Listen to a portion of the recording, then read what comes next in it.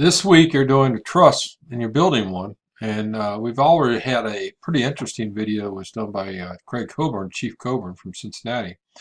Uh, Not often do you get inside a house when it's under construction and see all the different uh, dimensions that are going on, but I liked his video a lot. And building a truss is probably one of the easiest but also hardest thing to do because you're bringing angles together and you're trying to keep them contained. Let's talk about the part B of this project or assignment tonight is the Detroit fire. Once again, we have a building that's slated for demolition, and then the fire department tries to make an interior attack. Well, we all have learned over past mistakes, and we know that these type of structures are now no-go buildings, and we don't go in them, and we try to do things defensively before we go into any type of interior operations.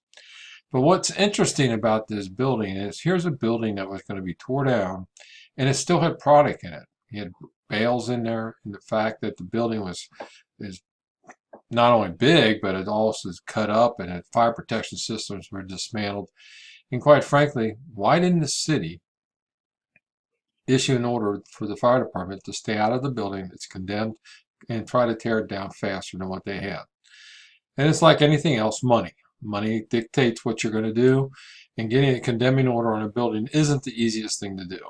So you got to go through the courts, you got to get a search warrant, you got to validate why you want to tear it down. So the big thing is here, the lesson learned out of this whole thing is you're not only building a truss to show what today's technology is about, but you're also going to revisit a fire where if we would have just been a little more aggressive from the code enforcement part of this, we would have turned around and found ourselves in a situation where you wouldn't have had any problems. So that's the reason for me having you do this. I think you guys have done a great job so far. Take your mind and your imagination and use it to the fullest that you can.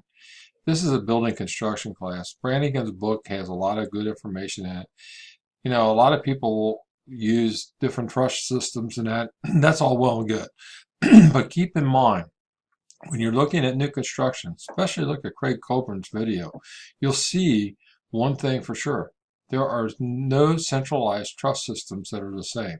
They're all different types. So they have the same principle, but you got different angles and different loading of the roof. So it's just roof assembly, excuse me.